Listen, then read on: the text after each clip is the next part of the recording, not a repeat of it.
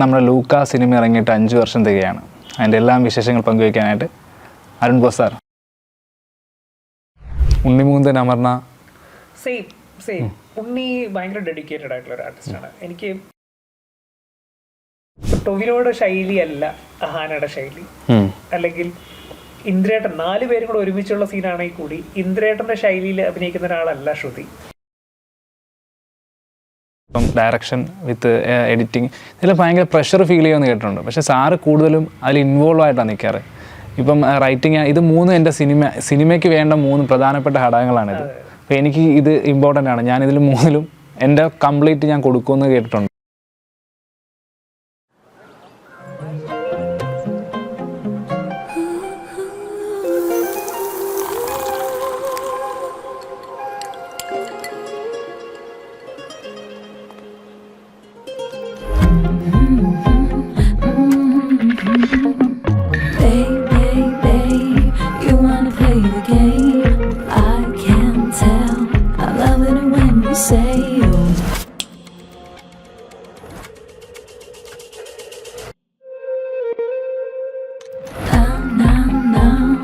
Stamina Saver.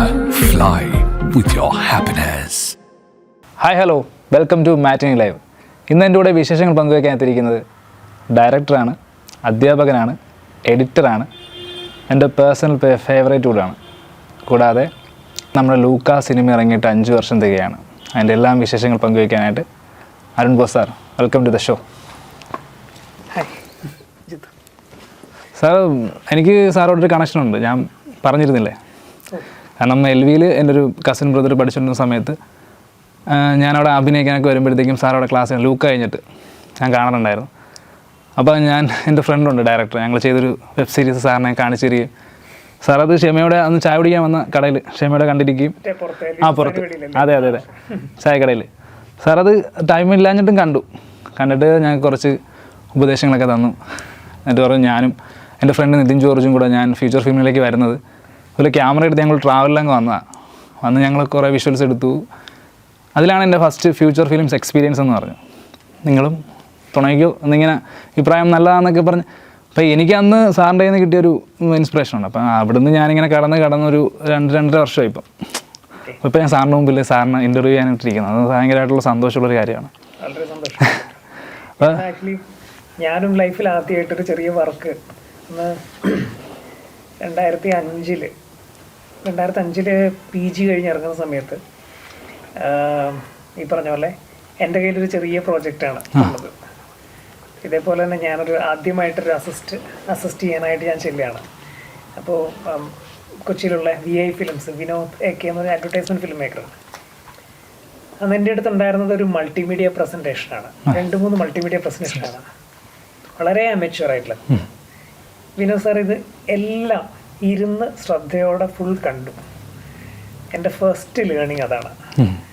ഇങ്ങനെ ഒരാൾ മുന്നിലൊരു opportunity ആയിട്ട് വരുമ്പോഴോ അല്ലെങ്കിൽ ഒരു വർക്കായിട്ട് വരുമ്പോൾ അത് ക്ഷമയോടെ കാണുക, അത് തന്നെ വലിയൊരു ക്വാളിറ്റി തന്നെയാണ് എന്നുള്ളത്. കാര്യം ഞാൻ ഈ സിനിമ സീരിയസ് ആയിട്ട് കണ്ടു തുടങ്ങിയ സമയം തൊട്ട്, അല്ലെ കൊച്ചുറായം തൊട്ടേ എനിക്ക് ഓർമ്മിച്ച സമയം തൊട്ടേ ഞാൻ നേരിട്ട് കാണുന്ന ഒരു ഫിലിം ഡയറക്ടർ സാറാണ്. അപ്പോൾ സാറിൻ്റെ കയ്യിൽ നിന്ന് കിട്ടുന്ന ആ ഒരു വാക്ക് നമുക്ക് ഭയങ്കരമായൊരു ബൂസ്റ്റപ്പ് ആയിരുന്നത്. അപ്പം സാറ് ഇപ്പം ഫ്യൂച്ചർ സിനിമയിലേക്ക് വന്നത് തന്നെയെന്ന് പറഞ്ഞാൽ മൈ പേപ്പർ ബോട്ട് എന്ന് പറഞ്ഞിട്ടുള്ള ആ ഷോർട്ട് ഫിലിം പുറത്ത് പ്രദർശിപ്പിക്കുകയും അതിന് ഭയങ്കരമായ ഒരു അംഗീകാരം കിട്ടിയപ്പോഴാണ് സാറിന് ഒരു മോട്ടിവേഷൻ, അല്ലെങ്കിൽ സാറിന് അത് ഫ്യൂച്ചർ ഫിലിം ചെയ്യാമെന്നുള്ളൊരു ഇതിലേക്ക് തോന്നി. 2010 ഡിസംബറിലായിരുന്നു.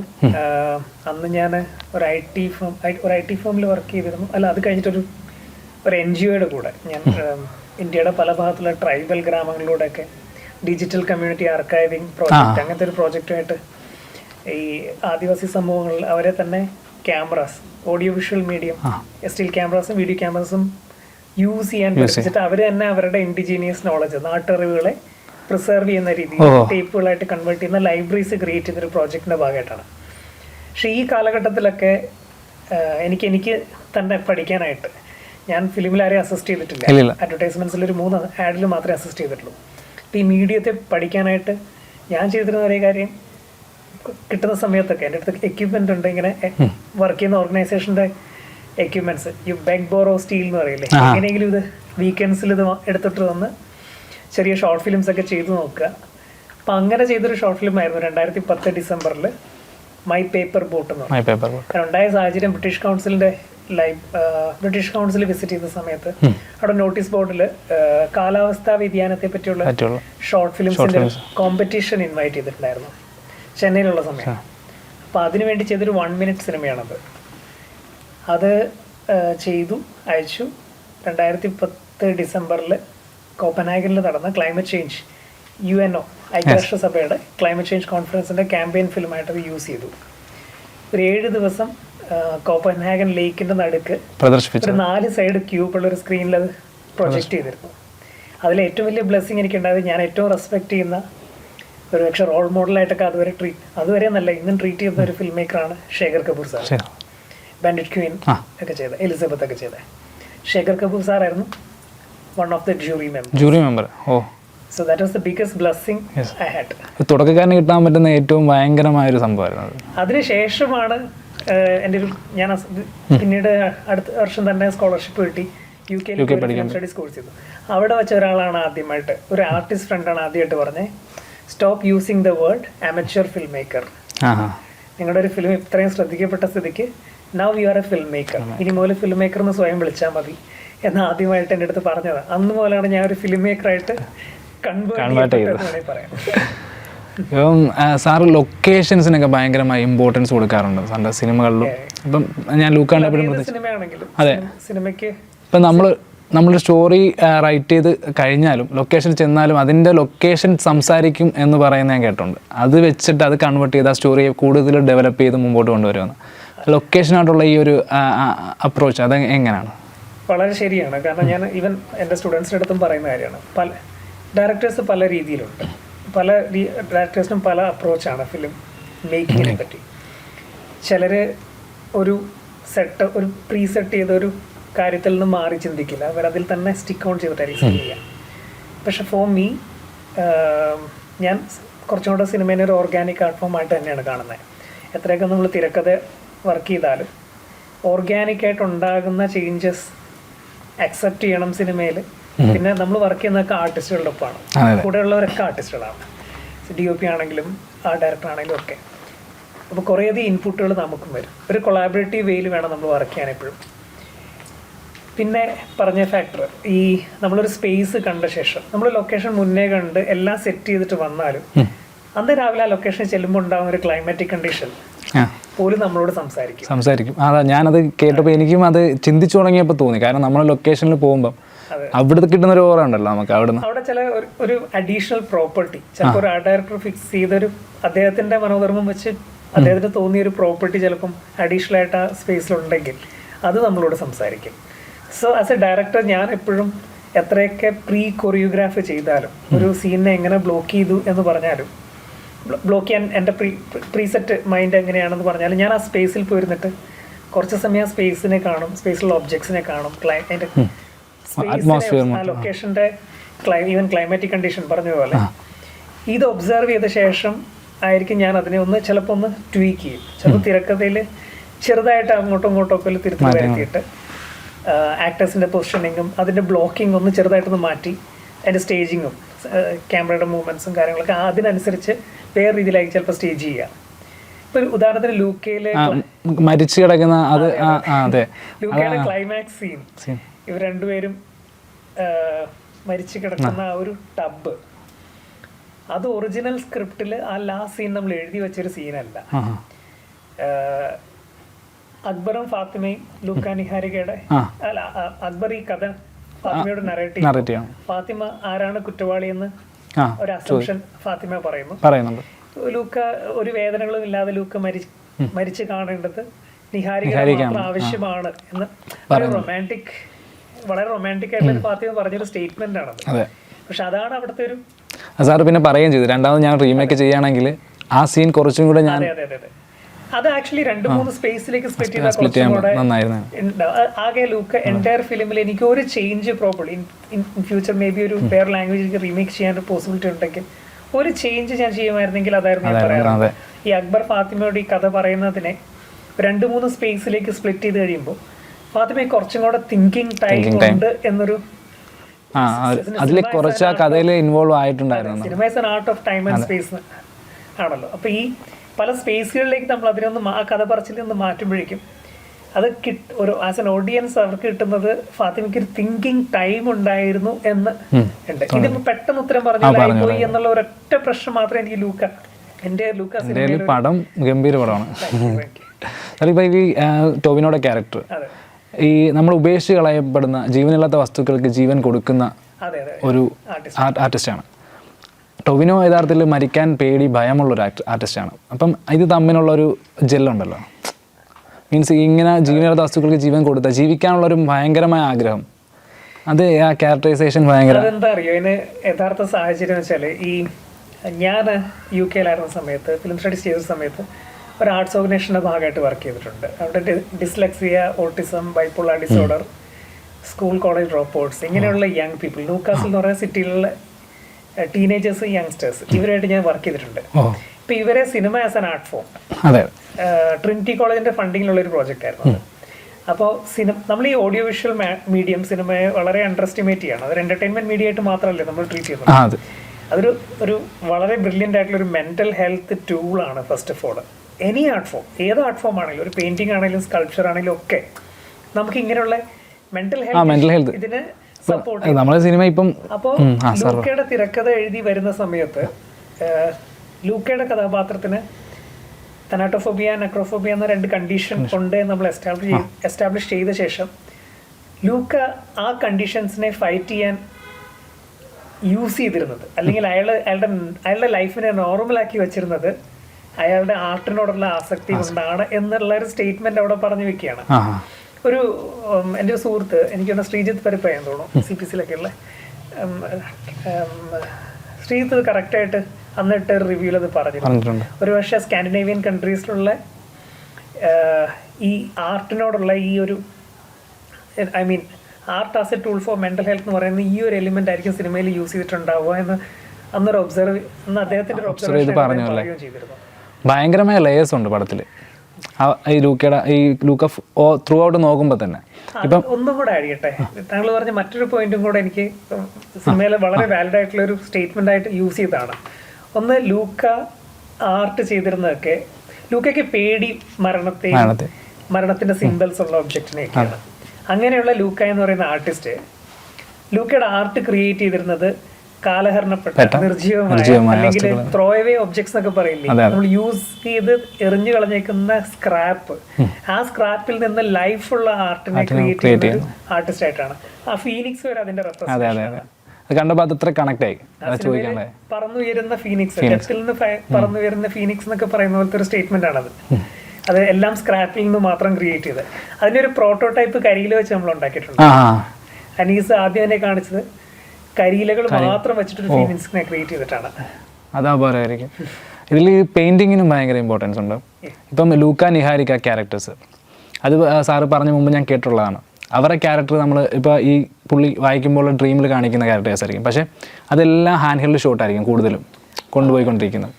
ഇപ്പം അക്ബർ ഫാത്തിമ വരുമ്പോഴത്തേക്കും അതൊരു ഡ്രാമാറ്റിക്കൽ കുറച്ച് ഈ 2 സെഗ്മെന്റിനെ 2 രീതിയിലാണ് ഇതിൽ കാണിക്കാൻ വേണ്ടി ഒരു പ്രയർ ആയിട്ടുള്ള ഡിസ്കഷൻ ഉണ്ടായിരുന്നു എനിക്കും ഇതിന്റെ DOP നിമിഷ് രവി ആയിട്ട്. ഇതിനെ ഈ ലൂക്ക നോൺ ലീനിയർ വേയിൽ പറഞ്ഞു വിട്ടുള്ള സിനിമയാണ്. അതിനെ ഒരു ലീനിയർ വേയിൽ നിങ്ങൾ പ്ലേസ് ചെയ്ത് ചെയ്യുകയാണെങ്കിൽ ഇവരുടെ പ്രണയം ഏത് സീസണിലാണ് സംഭവിക്കുന്നത്? അതൊരു സമ്മർ സീസൺ. ഓക്കെ, ഈ ലൂക്കയും നിഹാരികയും ആദ്യം മീറ്റ് ചെയ്യുന്നതും അതിനൊരു സമ്മറിന്റെ ടോണാണ് മൊത്തത്തിൽ. അവിടെ ഭയങ്കര ലൈഫിന്റെ ഒരു, നമ്മൾ സമ്മറിനെ ഇവിടെ ട്രീറ്റ് ചെയ്യുന്നത് ഭയങ്കര ഡെത്തിന്റെ സിമ്പിൾ ആയിട്ടാണെങ്കിൽ കൂടി സമ്മറിന് ഇവിടെ ഒരു ഭയങ്കര എനർജി ഉണ്ട്. എൻ്റെ ഒരു യൂറോപ്യൻ ഫ്രണ്ട് പറഞ്ഞു, there is no bad weather, only the right clothes എന്ന് പറയും. നമ്മൾ ആ ക്ലൈമറ്റ് ചേരുന്ന ക്ലോത്ത് ഇടുകയാണ് അതിന്റെ ആ സീസണിനെ അപ്രോച്ച് ചെയ്യുക. അതുപോലെയാണ് ഇപ്പൊ ഈ സമ്മർ ടൈമിലുണ്ടായ വളരെ കളർഫുൾ ആയിട്ടുള്ള ഒരു പ്രണയമാണ് ലൂക്കയുടെ നിഹാരികയുടെ. അതിൽ ത്രൂ ഔട്ട് ലൈഫ് വേണം എനിക്ക്. എല്ലാ സീനിലും ഒരു എനർജിയും എന്തൂസിയാസും ഉണ്ടായിരിക്കണം. നമ്മൾ ഡിസ്കഷനിൽ പറയായിരുന്നു, ഒരു കാറ്റ് പോലെ ട്രീറ്റ് ചെയ്യണം. സിനിമാറ്റോഗ്രാഫി ഭയങ്കര ബ്യൂട്ടിഫുൾ പോലെ ട്രീറ്റ് ചെയ്യണം. എന്തെങ്കിലുമൊക്കെ ഇളകുന്ന ഒബ്ജക്ട്സ് ബാക്കിൽ ഉണ്ടായിരിക്കണം. ഇവരുടെ ലൈഫിൽ ഭയങ്കര എനർജി ഉണ്ടായിരിക്കണം. ആ റൊമാൻസിന് ഭയങ്കര എനർജി ഉണ്ടായിരിക്കണം. ആദ്യത്തെ മഴ സിനിമയിൽ തുടങ്ങുന്ന ഇവരുടെ സെപ്പറേഷൻ സെപ്പറേഷനിലാണ് മഴ പറഞ്ഞത്. അവിടെ മുതൽ പെരുമഴക്കാലാണ്. അപ്പൊ ലീനിയർ വെയിൽ ഇതിനായിട്ട് ഇടുകയാണെങ്കിൽ ലൂക്കയുടെ പ്രണയം കഴിഞ്ഞിട്ട് അക്ബർ ഡെത്തിൽ നിന്ന് അക്ബർ ഇൻവെസ്റ്റിഗേഷൻ, അവിടെയാണ് അക്ബറിനെ ഫാത്തിമയുടെ എസ്റ്റാബ്ലിഷ്മെന്റ്. അപ്പൊ അവിടെ അവരുടെ പ്രണയത്തിന് ഭയങ്കര മടുപ്പാണ്, മരവിപ്പാണ്, ഈ മഴയുടെ ഒരു തണുപ്പാണ്. അപ്പൊ ഇതിനെയൊക്കെ റെപ്രസെന്റ് ചെയ്യുന്ന കൈൻഡ് ഓഫ് ഒരു ടോണും ടെക്സ്ചറാണ് അവിടെ ക്രിയേറ്റ് ചെയ്തേക്കുന്നത്. ഇപ്പൊ ലൂക്കയുടെ സെഗ്മെന്റിൽ ഞാൻ ആക്ച്വലി വാൻഗോഗിന്റെ പെയിന്റിങ്സിന്റെ അതേ ശൈലിയിൽ കുറച്ചും കൂടെ എംബോസ്ഡ് ആയിട്ട് പ്രൊജക്ട് ചെയ്ത പെയിന്റിങ്സ് ചെയ്യുന്ന ജസ്റ്റിൻ ജാഫ്രി എന്ന് പറഞ്ഞൊരു ആർട്ടിസ്റ്റിനെ ഇൻസ്റ്റാഗ്രാമിൽ ഫോളോ ചെയ്യുന്നുണ്ടായിരുന്നു. അപ്പൊ ഈ ജസ്റ്റിൻ ജാഫ്രിയുടെ ആർട്ട് വർക്കുകൾ ഞാൻ നിമിഷം അയച്ചു കൊടുത്തിരുന്നത്. അപ്പൊ ഇതുപോലുള്ള കുറച്ച് ഈ ടോണും ടെക്സ്ചറും ഉള്ള cinematography, I mean colour patterns ആണ് എനിക്ക് വേണ്ടത് ഈ സെഗ്മെന്റിൽ.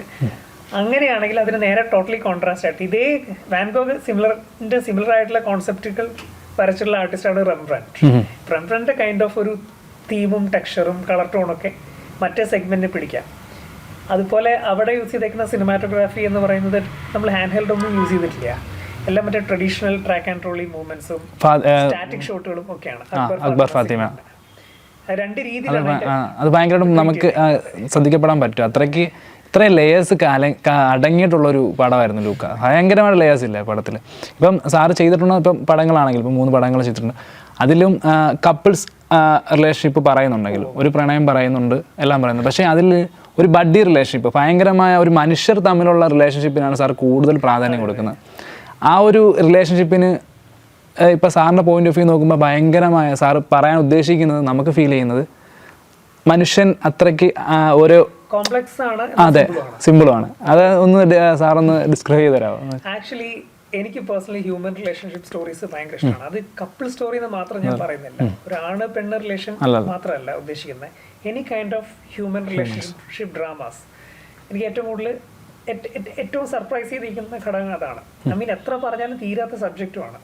ഇന്നും എല്ലാ കലകളിലും ഇങ്ങനെ ഉണ്ടായിക്കൊണ്ടേയിരിക്കുന്നുണ്ടല്ലോ പുതിയ പുതിയ സിനിമകളൊന്നും തീരില്ല. സിനിമകൾ എത്ര കാലം കഴിഞ്ഞാലും തീരാനൊന്നും പോകുന്നില്ല. കഥകളി ലിറ്ററേച്ചർ ആണെങ്കിലും എല്ലാം ഇങ്ങനെ വീണ്ടും വീണ്ടും പുതിയ ഇത്ര കോടാനുകൂടി കഥകള് നമ്മുടെ ലിറ്ററേച്ചറുണ്ട്, സിനിമകൾ ഇനി ഉണ്ടാവാൻ കിടക്കുന്നുണ്ട്, ഉണ്ടായിട്ടുണ്ട്. ഇതിലൊക്കെ ഹ്യൂമൻ റിലേഷൻഷിപ്പ് ഡ്രാമാസ് ഭയങ്കര ഇമ്പോർട്ടൻ്റ് ആണ്.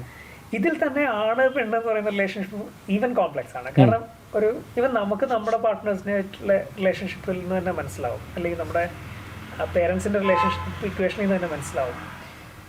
വളരെ വ്യത്യസ്തമായിട്ടുള്ള ചിന്താഗതിയുള്ള 2 പശ്ചാത്തലത്തിൽ നിന്ന് വന്നേക്കുന്ന 2 പേരാണ് ഒരുമിച്ച് ഒരു റൂമായിരിക്കും. എന്നാൽ അവർ ലൈഫ് ലോങ് ആ റൂം കൊണ്ടുപോകണം. ഇത്രയും കോംപ്ലക്സിറ്റീസ് അവരുടെ ഇടയ്ക്കുണ്ട്. അവരുടെ ഇടയ്ക്ക് ആർഗ്യുമെന്റ്സ് ഉണ്ട്, ഫൈറ്റ് ഉണ്ട്, റെസൊല്യൂഷൻസ് ഉണ്ട്, ഇൻഫാക്ട് ഏറ്റവും ഇമ്പോർട്ടൻറ്റ് പ്രണയമുണ്ട്, റൊമാൻസ് ഉണ്ട്. അപ്പോൾ ഇതിന്റെ റെപ്രസെന്റേഷനാണ് പലപ്പോഴും എൻ്റെ സിനിമകളിൽ ഇപ്പൊ ചെയ്തിരിക്കുന്ന എല്ലാ സിനിമകളിലും വന്നിട്ടുള്ളത്. ഇപ്പൊ ആദ്യമായിട്ട് എഴുതിയ തിരക്കഥ ലൂക്ക ആയിരുന്നില്ല. ലൂക്കയ്ക്ക് മുന്നേ ഞാൻ കമ്മട്ടിപ്പാടത്തിന്റെ റൈറ്റർ പിന്നെ ഒരു ഒറീസൻ ആക്ടർ പിതോഭാഷ് ത്രിപാഠി, ഇവരെ രണ്ടുപേരും വെച്ചിട്ട് ഒരു ഒറീസൻ മൈഗ്രന്റ് വർക്കറും ഒരു മുൻഷുണ്ടിക്കാരനും പിശുകനുമായ ഉൾഗ്രാമത്തിൽ അൻപേശിവം ഒരു റെഫറൻസ് പോലത്തെ അൻപേശിവം പോലത്തെ ഒരു ബഡ്ഡി കേട്ടപ്പോ എനിക്ക് ഭയങ്കരമായിട്ട് കണക്ട് ആയത്. അത് ഇനി വർക്ക് ആവാൻ ചാൻസ്? അത് ആക്ച്വലി ആ സ്ക്രിപ്റ്റ് തിരക്കഥ കംപ്ലീറ്റ് തിരക്കഥ എന്റെ കയ്യിലുണ്ട്. എനിക്ക് അന്നൊരു പ്രൊഡ്യൂസർ ആയിരുന്നില്ല. അപ്പം ഇനി അതിനകത്ത് ചെറിയൊരു തിരുത്തുകളോടെ വേണമെങ്കിൽ എനിക്ക് ചെയ്യാതെ ആ സിനിമ ഇപ്പോഴും റെലവെന്റ് ആണ്. അതിനകത്ത് പറഞ്ഞു വെക്കുന്ന ഒരു കാര്യമുള്ളൂ, ഒരാളുടെ 2 മുഖം. നമ്മൾ ഞാൻ ആദിവാസികളുടെ വർക്ക് ചെയ്തിട്ടുണ്ട്, ആദിവാസി സമൂഹങ്ങളിലൂടെ വർക്ക് ചെയ്തിട്ടുണ്ട്. ഇപ്പം ഒരു ഒറീസൻ ആദിവാസി, ഇപ്പൊ ഗോണ്ടോ, ബുഞ്ചി, അതുപോലെ പശ്ചാത്തലമാണ് ഈ സ്ക്രിപ്റ്റ് എഴുതിയേക്കുന്നത്. അവരുടെ തന്നെ ട്രൈബൽ ലാൻഡിൽ നിന്ന് മൈഗ്രേറ്റ് ചെയ്യപ്പെടുന്നുണ്ട്. ഉദയ്പൂർ, റായ്പൂർ ഒക്കെ പോലുള്ള സ്ഥലങ്ങളിൽ ഈ ഹൗസ് ഹോൾഡ് വർക്ക്സ് അല്ലെങ്കിൽ ഹോട്ടൽ ജോലിക്കാരൊക്കെ ആയിട്ട്.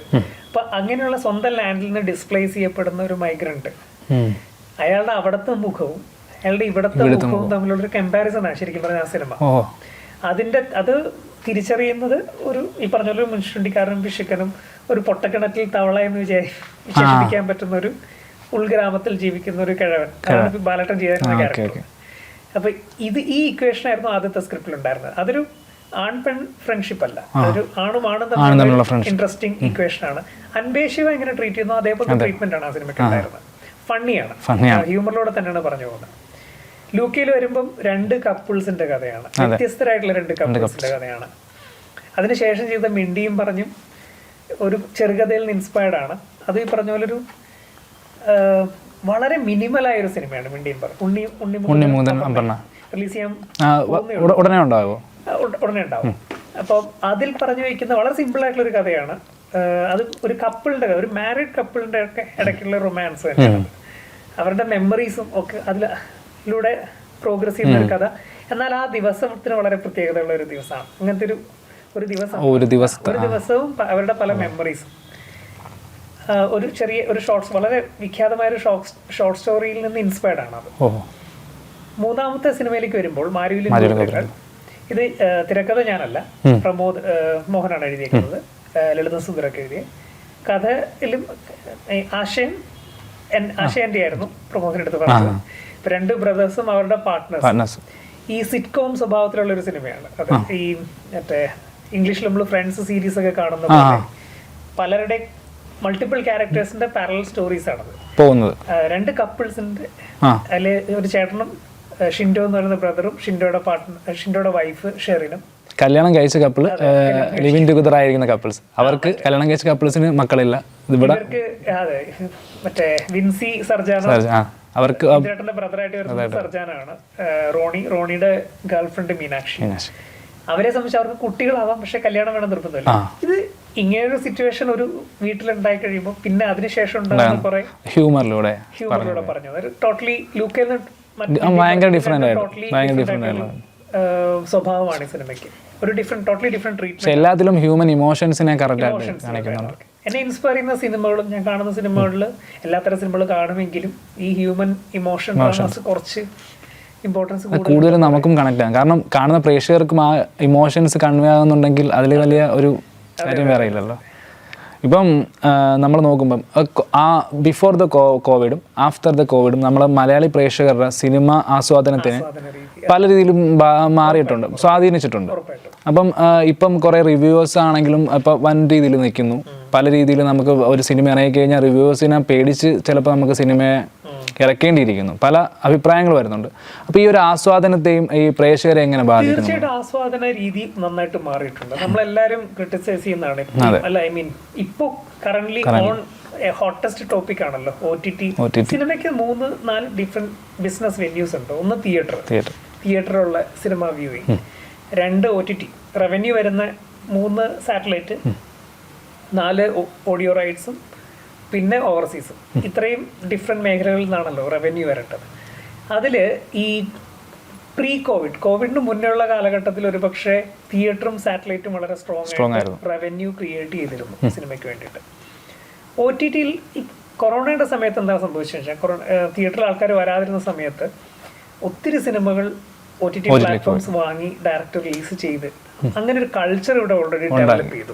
സോ ഒരു ലേമനെ സംബന്ധിച്ച്, ഒരു സാധാരണ കുടുംബം, തിയേറ്ററിൽ പോകുന്ന ഒരു കുടുംബം, അവരെ സംബന്ധിച്ച് ഹസ്ബൻഡ് ഉണ്ടാവും, വൈഫ്, അവരുടെ 2 കുട്ടികൾ, പ്രോബ്ലി അങ്ങനെ ഒരു തിയേറ്ററിൽ പോകാൻ തീരുമാനിക്കും. അവരുടെ പേരൻസും ഉണ്ടാവും. ഇങ്ങനെ പോകുന്ന ഒരു ഗ്രൂപ്പായിട്ട് പോകുന്ന ആൾക്കാരാണ് ഒരു ഫാമിലി എന്ന് പറയുന്നത്. അപ്പോൾ ഒരു ഫാമിലി തിയേറ്ററിൽ പോകുക എന്ന് പറഞ്ഞാൽ എത്ര രൂപയുടെ ചെലവുണ്ട്? നല്ല ചിലവുണ്ട്. കുറഞ്ഞത് 2500 രൂപയെങ്കിലും. ഒരു ഇന്നത്തെ രീതിയിൽ ഇവര് ടിക്കറ്റ് റേറ്റും ഇതൊക്കെ ഫുഡ് കഴിപ്പും യാത്ര ഒരു 1500 രൂപയുടെ ചെലവെങ്കിലും ഉണ്ട്. അപ്പൊ ഒരു ഫാമിലി തിയേറ്ററിൽ പോകണമെങ്കിൽ ആ സിനിമ അത്രയും നല്ലതാണെന്ന് അറിഞ്ഞിട്ട് മാത്രമേ ഇന്ന് പോകുള്ളൂ. ആ സിനിമ വെർത്ത് ആണെന്ന് അറിഞ്ഞാൽ മാത്രമേ പോകുള്ളൂ. അല്ലെങ്കിൽ ഇൻഡിവിജ്വൽ ആയിട്ട് പോകുന്ന ഓഡിയൻസ് ആണ് കൂടുതൽ. ഈ പോസ്റ്റ് കൊറോണ OTT എന്നൊരു ഓപ്ഷൻ വന്നതുകൊണ്ട് ഒരു വൈഡ് മജോറിറ്റി എൽഡർലി ഓഡിയൻസ്, അതുപോലെ ഇപ്പം എൻ്റെ കസിൻ തന്നെ റീസെന്റ് പറഞ്ഞിട്ടുണ്ട്, അവർക്കൊരു കുട്ടി ഉണ്ടായി, 2ാമത്തെ കുട്ടി. അപ്പോൾ കുട്ടിയെ കൊണ്ട് തിയേറ്ററിൽ പോകാൻ ബുദ്ധിമുട്ടുണ്ട്. എന്റെ തന്നെ സിനിമയെ പറ്റിയാണ് കേട്ടോ. ചേട്ടാ എന്നാ OTT-യിൽ ഇറങ്ങുന്നത്, അപ്പൊ കണ്ടോളാം, കുട്ടിയെ കൊണ്ട് പോയി ഇരിക്കാൻ ബുദ്ധിമുട്ടാണ്. OTT എന്നൊരു സെക്കൻഡ് ഓപ്ഷൻ വന്നുപോയി. ഒരു നല്ല മെജോറിറ്റി ഓഡിയൻസ് അതിനെ ഡിപ്പെൻഡ് ചെയ്തു. എന്നാൽ ഇപ്പോഴത്തെ OTT-യുടെ സിനാരിയോ, OTTസിനെ സംബന്ധിച്ചിട്ട് തീർച്ചയായിട്ടും അവരുടെ റവന്യൂ, ഒരു സിനിമ OTT പർച്ചേസ് ചെയ്തുകൊണ്ട് ഒരു സബ്സ്ക്രൈബർ ഉണ്ടാവുന്നില്ല അവർക്ക്. വേറെ അവർക്ക് സീരീസുകളിലൂടെയാണ് കൂടുതൽ സബ്സ്ക്രൈബേഴ്സ് വരുന്നുള്ളത് എന്നുള്ളത് അവരും അവരുടെ ഒരു ബിസിനസ് മേഖല പഠിച്ചു കഴിഞ്ഞാണ് ഞാൻ മനസ്സിലാക്കുന്നത്. ഓക്കെ, അപ്പൊ അതുകൊണ്ട് എനിക്ക് തോന്നുന്നു ഇപ്പൊ കൂടുതൽ OTT പ്ലാറ്റ്ഫോംസ് സീരീസുകളിൽ കോൺസെൻട്രേറ്റ് ചെയ്തുകൊണ്ടിരിക്കും. കുറച്ച് പടങ്ങൾ എടുക്കാണ്ട് എടുക്കുകയാണെങ്കിൽ അവർ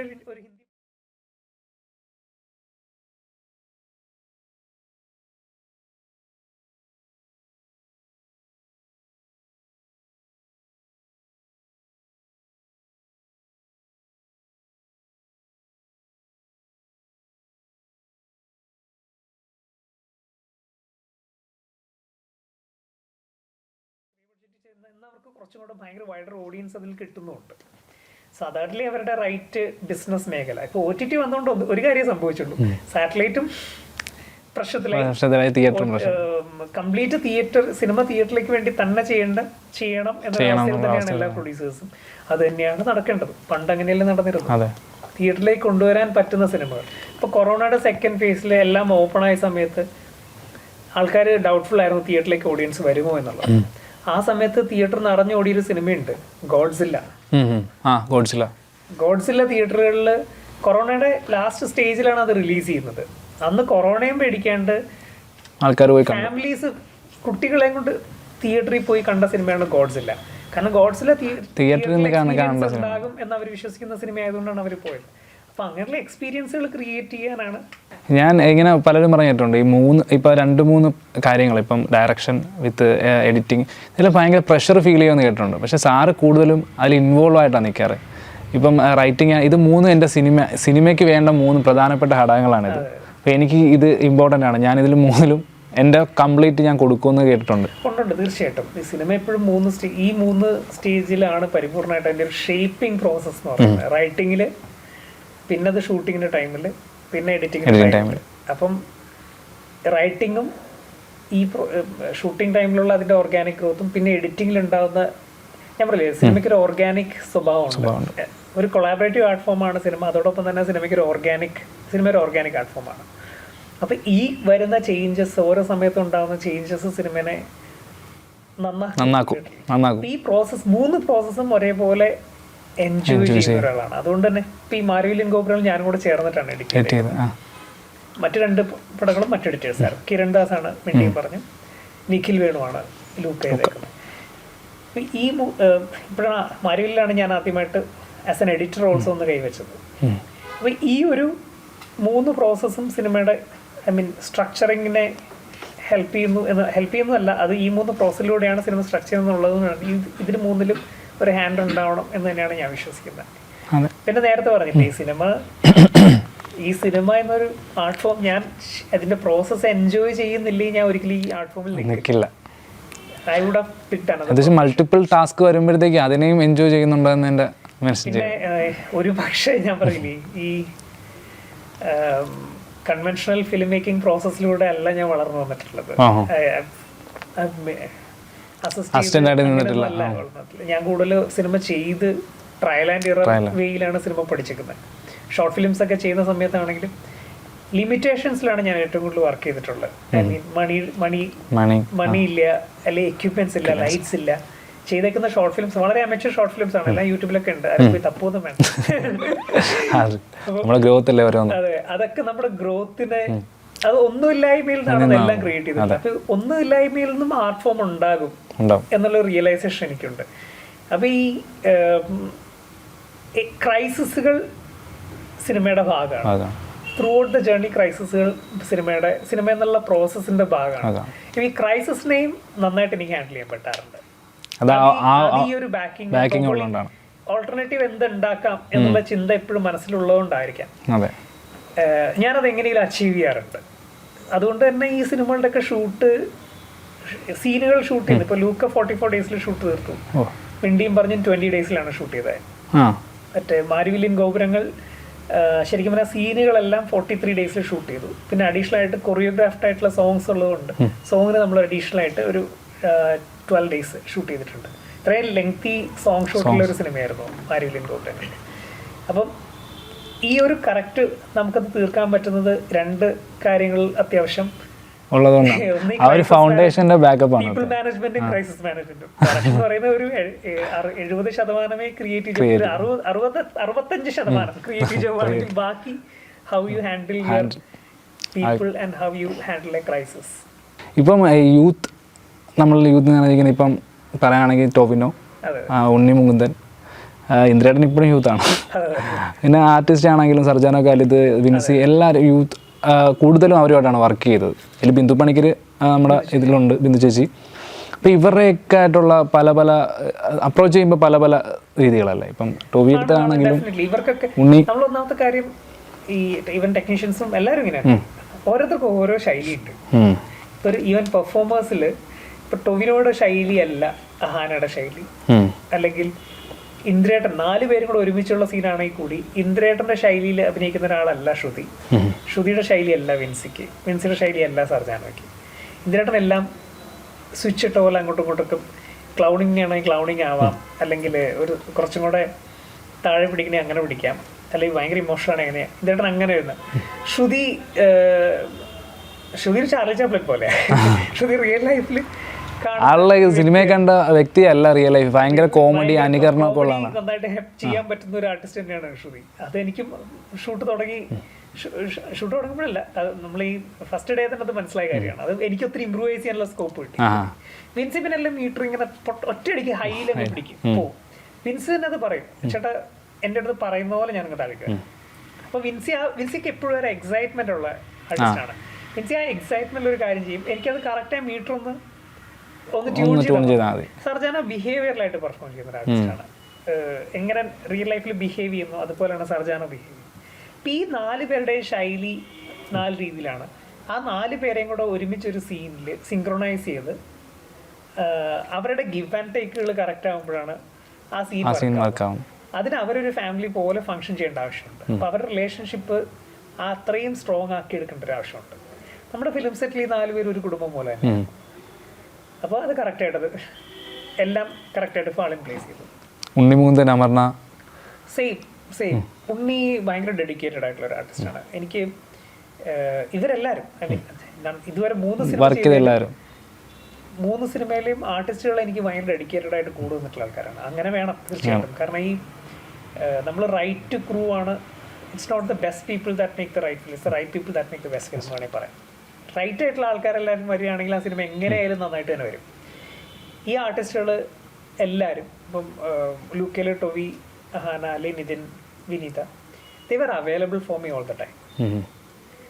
ഉണ്ണിയും അപർണ എങ്ങനെയാണ് ആ സമയത്ത് ഞാൻ എപ്പോഴാണോ രാവിലെ ഷൂട്ടിംഗ് ലൊക്കേഷനിൽ പോകുന്നത് ആ സെയിം ടൈമിനും അതിന് തൊട്ട് മുന്നേ ഉണ്ണി വരുന്നുണ്ട് അവിടെ ലൊക്കേഷനിലുണ്ട്. അപർണ അതുപോലെ തന്നെ അവരുടെ സീൻ കഴിഞ്ഞാലും ഇല്ലല്ലോ അവർ ആ ത്രൂ ഔട്ട് ദ ഡേ അവിടെ ഉണ്ട്. എനിക്ക് അവർ അവൈലബിൾ ആണ്. എനിക്ക് എന്തെങ്കിലും ഇമ്പ്രൂവൈസേഷനോ എന്തെങ്കിലും അഡീഷൻ ചെയ്യണോ അവർ അവൈലബിൾ ആണ്. That is very important in cinema. ഇപ്പം 3ാമത്തെ സിനിമ മാരിവില്ലിൻ്റെ കേസിലാണെങ്കിലും 4 പേരും എനിക്ക് എപ്പോഴും അവൈലബിൾ ആണ് ഇവർ. കാരണം ഞാൻ നേരത്തെ പറഞ്ഞൊരു കാര്യമുണ്ട്, സിനിമയ്ക്ക് ഈ ഓർഗാനിക് നേച്ചർ ഉള്ളത് അല്ലെങ്കിൽ സ്പോണ്ടേനിറ്റി ഇട്ട് നമുക്ക് പലതും പ്ലാൻ ചെയ്യേണ്ട ഒരു അവസ്ഥ ഉള്ളതുകൊണ്ട് ആർട്ടിസ്റ്റിൻ്റെ ആ സമയത്തുള്ള പ്രസൻസും വളരെ ഇമ്പോർട്ടൻറ്റ്. അവരും ഒരു കൊളാബറേറ്റർ ആയിട്ട് വർക്ക് ചെയ്യണം. അവരവരുടെ റോള് ചെയ്യാൻ വേണ്ടി വരുന്ന ആൾക്കാർ മാത്രമല്ല, സിനിമയ്ക്ക് വേണ്ടി സിനിമയുടെ ഒരു കൊളാബറേറ്ററും കൂടെയാണ് അവർ. ഇനി മുമ്പോട്ടുള്ള നല്ല അടുത്ത സിനിമകൾക്കൊക്കെ നല്ലൊരു വിശ്വസ് ഞാൻ മനസ്സറിഞ്ഞ് പറയുകയാണ്. അന്ന് എൽവിയുടെ മുമ്പിൽ കാണാൻ പറ്റി, ഇന്ന് ഇവിടെ ഇരിക്കാൻ പറ്റി, നാളെ ആ സിനിമ നാളെ ആക്ഷൻ പറയുന്നതിന് മുമ്പിൽ നിൽക്കാൻ പറ്റട്ടെ ഞാൻ ആഗ്രഹിക്കും. Thank you.